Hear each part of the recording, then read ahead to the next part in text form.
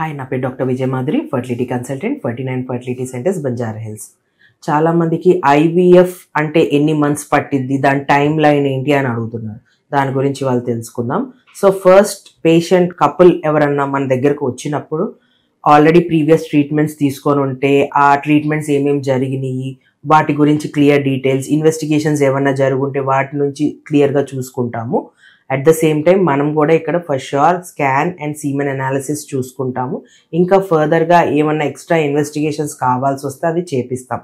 Most of the times అంటే patients పీరియడ్స్కి ముందు వస్తే ఇవన్నీ ఫాలోఅప్ చేసుకుంటాం, అంటే ఏమేమి ఉన్నాయి అనేది. దానికి ఒక 1 to 2 days పడుతుంది, లేదంటే 2 to 3 days పడుతుంది. పేషెంట్ కనుక పీరియడ్స్లో ఉన్నప్పుడే వస్తే, ఐ మీన్ ఫస్ట్ 2-3 daysలో వస్తే మనం ఆబ్వియస్గా ఫస్ట్ డేనే అన్ని క్లియర్ చేసుకుంటాము. 1 day సరిపోద్ది. దాని తర్వాత అండ్ ఈ పీరియడ్ అనేది ప్రతి వాళ్ళకి ఇంపార్టెంట్ కాదు. పీసీఓడి పేషెంట్స్కి పీరియడ్తో సంబంధం లేకుండా ఒక్కొక్కసారి మనం స్టిమ్యులేషన్ అనేది స్టార్ట్ చేసుకోవచ్చు. లేదు వాళ్ళకి ఏదైనా ఇంకా వేరే ప్లాన్స్ అలా ఉన్నా కూడా, అట్లా ఉన్నా కూడా మనం స్టార్ట్ చేసేసుకుంటాం అనమాట. అండ్ ఇది దాని తర్వాత అదొక 2 to 3 days ఉంచుకున్నా మళ్ళీ ఒక 10 to 12 days of ovarian stimulation drugs ఇస్తాం. డైలీ ఇంజెక్షన్స్ ఉంటాయి. So last day of drugs ఇచ్చిన తర్వాత వాళ్ళకి ఒక ట్రిగర్ ఇంజెక్షన్ ఇస్తాం అనమాట. ఎప్పుడైతే ప్రాపర్ సైజెస్ వచ్చినాయో ఫాలికల్స్ అని, ఆ ట్రిగర్ ఇంజెక్షన్ ఇచ్చిన తర్వాత కరెక్ట్గా 35 to 36 hours మనం ఎగ్ పికప్ అనేది, ఓవం పికప్ అనేది జరుగుతుంది. సో ఆ ఓవం పికప్ రోజే మనకి ఇక్సీ అనేది జరుగుతుంది. ఎగ్ అండ్ స్పర్మ్ అనేది కలుపుతాం అనమాట. So on an average 10 to 12 days and దాని తర్వాత అప్రాక్సిమేట్ 14 days తర్వాత ఎప్పుడైతే ఎగ్ కలెక్షన్ చేసామో ఇక్సీ చేస్తాం. ఆ నెక్స్ట్ డే ఫర్టిలైజేషన్, మనం ఎగ్ స్పర్మ్ కలిపిన తర్వాత ఎన్ని ఫర్టిలైజేషన్ అనేది జరిగినాయో చూసుకుంటాం. దాని తర్వాత మళ్ళీ 4 days లేదంటే ఒక్కొక్కసారి day 3 ఎంబ్రియోనా day 5 ఎంబ్రియో అనేది చెక్ చేసుకుంటాం అనమాట. So 5 days. So example first egg pickup జరిగింది అనుకోండి, మనకి day 5 ఎంబ్రియోస్ ఎప్పుడు వస్తుందంటే 2nd, 3rd, 4th, 5th, 6th రోజున మనకి day 5 ఎంబ్రియోస్. సో 14 days అయిపోయిన తర్వాత ఇంకో 4 days, 5 days అనమాట. ఎంబ్రియో ట్రాన్స్ఫర్ ఒకవేళ ఫ్రెష్ ట్రాన్స్ఫర్ చేస్తున్నప్పుడు ఆ ఎంబ్రియో ఏ రోజైతే day 5 ఎంబ్రియో ఫామ్ అయిందో ఆ రోజే మనం ఎంబ్రియో ట్రాన్స్ఫర్ చేసేస్తాం. దాని తర్వాత 12 to 14 daysకి ప్రెగ్నెన్సీ టెస్ట్ ఉంటుంది. డిపెండ్స్ ఆన్ day 3 ఎంబ్రియోనా day 5 ఎంబ్రియోనా బట్టి.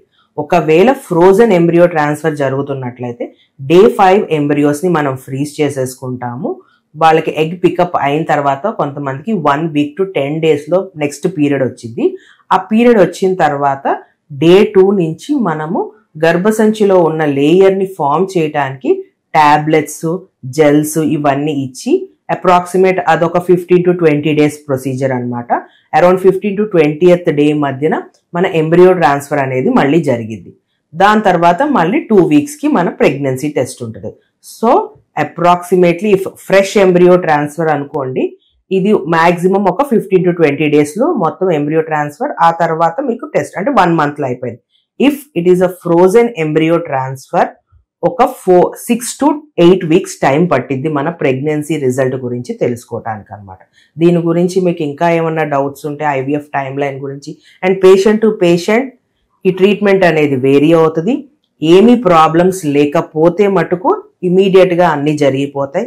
ఇన్ కేస్ గర్భసంచిలో ఏదన్నా ప్రాబ్లమ్స్ ఉన్నా, లేదంటే ఎక్స్ట్రా ఏదన్నా ప్రాబ్లమ్స్ ఉన్న పేషెంట్కి మెడికల్లీ అవన్నీ ట్రీట్ చేసుకున్న తర్వాతే ఎంబ్రియో ట్రాన్స్ఫర్ అనేది జరుగుతుంది. So everything depends on patient history అనమాట. దీని గురించి మీకు ఇంకా ఏమైనా డౌట్స్ ఉంటే మీరు డైరెక్ట్గా మా 49 ఫర్టిలిటీ సెంటర్స్కి రావచ్చు. మీ డౌట్స్ అన్ని క్లియర్ చేస్తాం. Thank you.